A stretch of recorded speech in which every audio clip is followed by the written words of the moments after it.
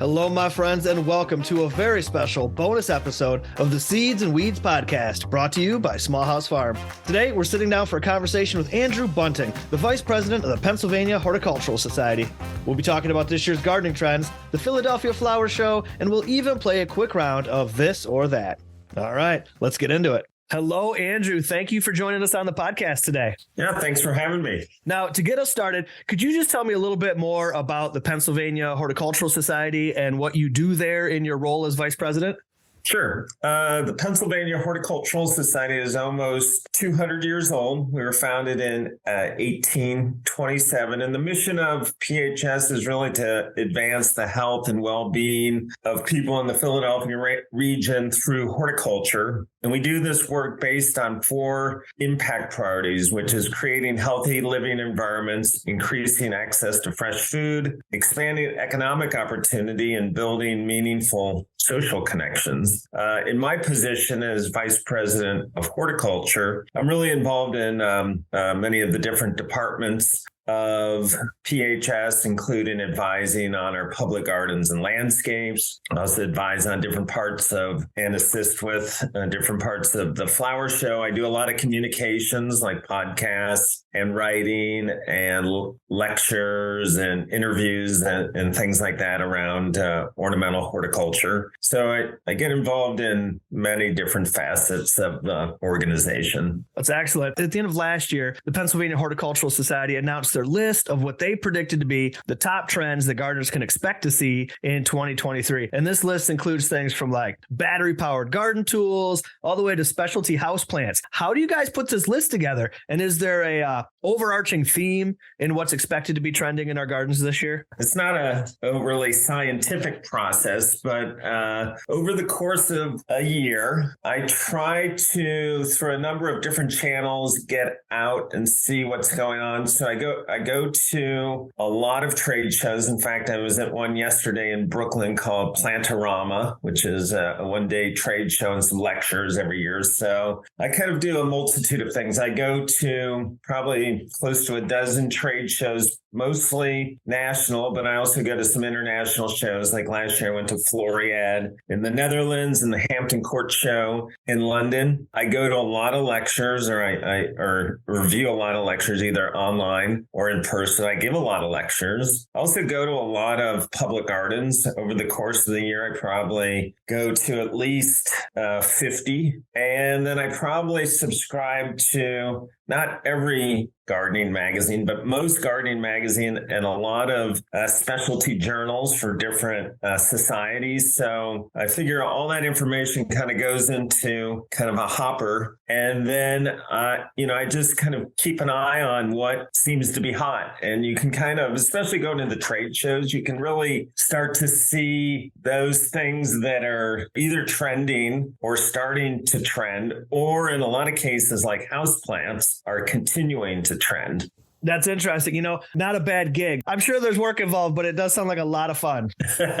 Yeah, I would say it's both. It does require work and evenings and weekends and so forth, but it's also fun. So yeah, you're right. It's I often say to lots of people that it's great to have a profession that's also your passion. So for me, it just kind of all bleeds together. Right on. What do they say? Do what you love, and you'll never work a day in your life. Right. That's right. Now, this list of expected garden trends for 23, it was first listed in a blog post on the PHS website. And I'm going to put a link to that down in the show notes for the folks that are interested in seeing that full list. But I think that right now we should play a quick round of this or that. What I'm going to do is I'm going to give you a couple of options, and you're going to either choose this or that, and then tell us why. Sure. All right. As the Vice President of Horticulture for the Pennsylvania Horticultural Society, you're considered a bit of a gardening expert. So which do you prefer to use in your garden for mulch?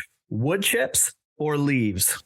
leaves. And why do you think that you prefer leaves? Well, a couple of reasons. I like the aesthetic of it. I think it looks a little bit more natural. And then it actually decomposes into organic matter more quickly than wood chips. Wood chips actually, if they're not already decomposed or decomposing, they can actually rob nitrogen from the soil during the decomposition process. Sure. Another thing that I love about leaves compared to wood chips is the price. Yeah. You can also kind of self-manufacture your leaves, your leaf or leaf compost as well. So how do you like to process them? Do you shred them up first or do you use them whole? Actually, what I do in my yard is I gather up all the leaves and put them right in the compost pile and kind of compost there and then spread. What I would advocate for homeowners is you can take either approach. I have a friend who just leaves the leaves whole as a mulch in his beds, but it can be kind of a coarse aesthetic. And then depending on the amount of leaves and the size of leaves, it can be difficult for plants to kind of penetrate them. So kind of the next best option is to rake them out into your lawn, mow over them a couple times, and then rake them back into the bed. And I think for some people, that's a little bit more of a refined aesthetic. And then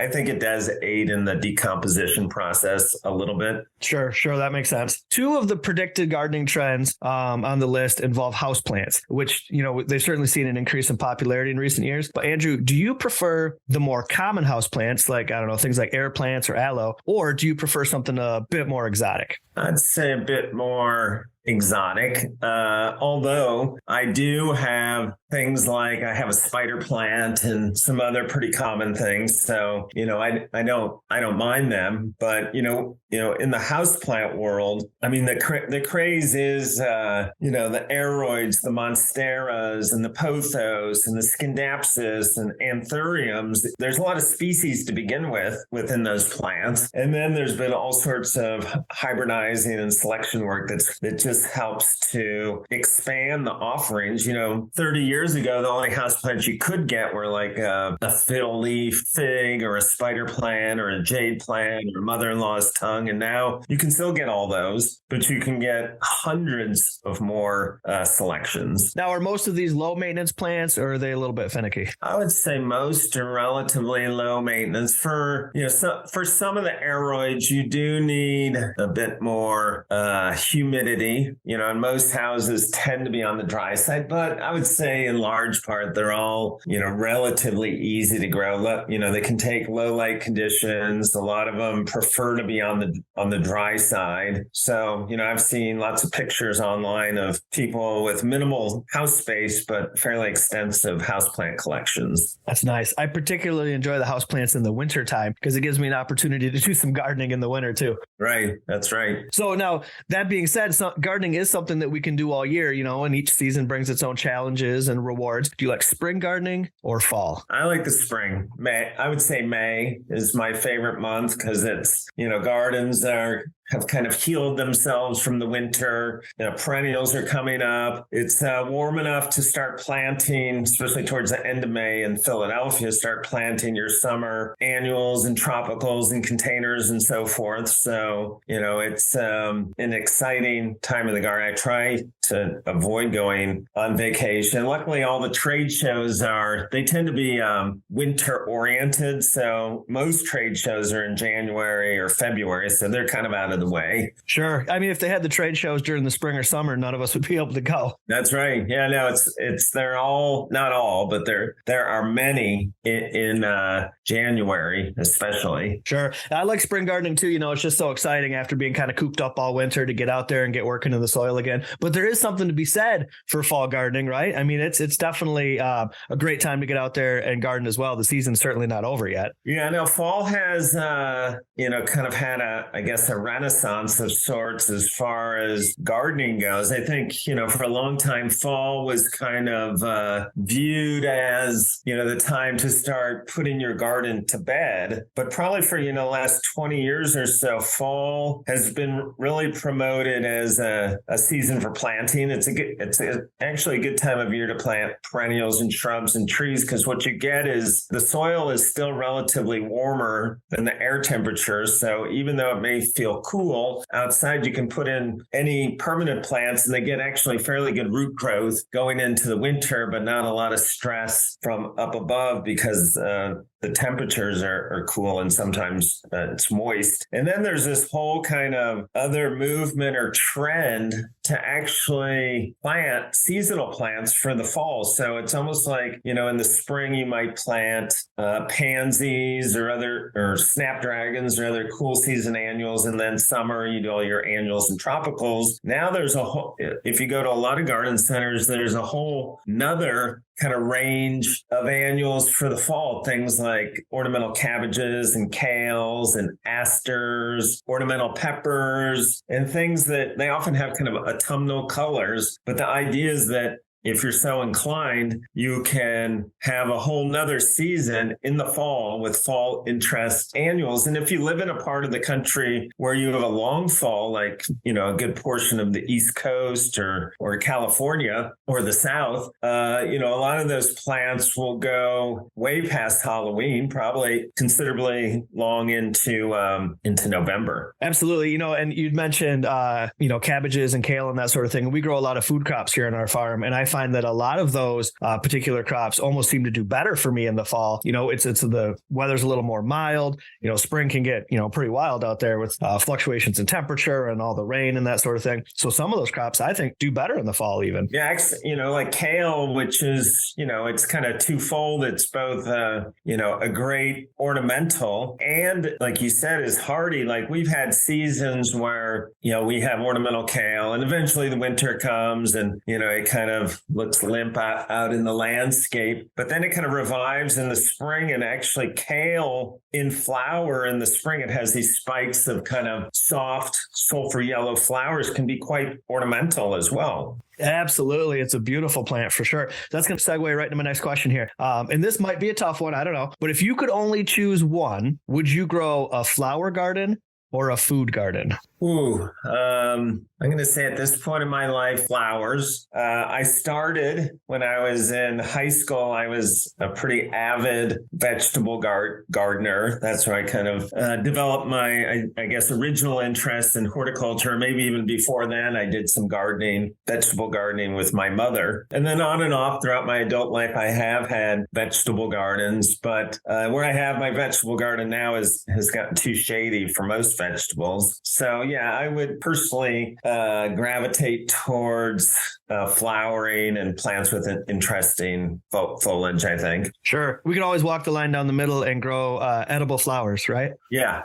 Or, like I said, like there's so many ornamental kales and peppers, and other vegetables, lettuce. I've seen some great ornamental mustard greens that are purple, and I've seen lettuces that are kind of purplish, and there's one out that's kind of chartreuse colored. So, just mixing in vegetables in your ornamental plantings is now much easier to do than ever before. All right. Now here's our last this or that question. If you had to choose only one of these plants for your landscape, which would it be? Magnolias or camellias?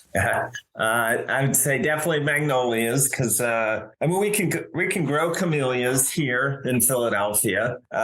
They've done better and better over the years. But Magnolias, the genus is so broad, and we can grow so many different ones in this part of the country. And in fact, if you live anywhere in the country, you can probably grow a magnolia. Like there are some like Magnolia stellata, star magnolia that's hardy in places like North Dakota. But as you go, into the south, east, most of the Midwest, all of the West Coast, there's a lot of magnolias you can grow. So I like the breadth and the depth of the genus. Fantastic. Now, did you write a book about magnolias? I did. I wrote the Plant Lover's Guide to Magnolias probably 6 or 7 years ago. Awesome. That's all the time we have for this or that today. Thank you for playing with us. Before we get going, though, I know the Philadelphia Flower Show, it's coming up pretty soon. So could you tell us all a little bit about that and why we should make the trip to check out this fantastic flower show? Sure. So the Philadelphia Flower Show has been running running since 1829. So it's the biggest indoor flower show in the world. The last 2 years we're actually outdoors because of the pandemic, but normally it's indoors. And in the greater Philadelphia area, or really in the mid-Atlantic, it does kind of signify the beginning of spring. It's not exactly the beginning of spring. It's usually end of February, early March. This year it's March 4th through the 12th. You can find out more information on the show, purchase tickets, etc. by going to phsonline.org. And what's great about the flower show is it's, I think it has something for everyone. So we have large exhibits done by designers from all over the world. We have some who are foreign, some who are from other parts of the U.S., like Portland and Indiana. And then we have some that are hyper local as well from Philadelphia. There's a part of the flower show called the Horticourt, which is really kind of how the flower show began almost 200 years ago, which is an area where individuals can bring in individual plants and showcase them in 200 different categories, and they get judged. There's 3 different judgings throughout the flower show, and it's highly competitive. The only prerequisite to be in the horticourt is you have to be an individual. So you can't be a company and enter plants, but an individual could be anybody from a city dweller in an apartment to, somebody with an estate out in the country and, 10 full-time gardeners. So the competition is great, but that is a part of the show that's always been robust and growing. And over the course of the 10 days of the show, we'll get about 5,000 entries. We have several educational exhibits done by local colleges and high schools and plant societies. And then there's a marketplace, which has hundreds of vendors of all sorts of horticulturally related products, everything from plants to cut flowers to, clothing and scarves and jewelry and, anything that's kind of touches on horticulture is represented in the marketplace. Man, that sounds awesome. Give us the link one more time for folks that want to check out the flower show. phsonline.org. Awesome. Well, thanks again for being on the show, Andrew. We really had a great time hanging out with you today. Yeah, thanks for having me. Big thanks to Andrew Bunting for being on the show today. You can find links to the Pennsylvania Horticultural Society and the Philadelphia Flower Show down in the show notes. As always, you can support our podcast by subscribing to our Patreon page. You can find that link and many more at seedsandweedspodcast.com. The music you're enjoying right now is called Catch It by Coma Media. Thanks again for joining us on this special bonus episode. I'm Bevan Cohen, and we'll see you next time.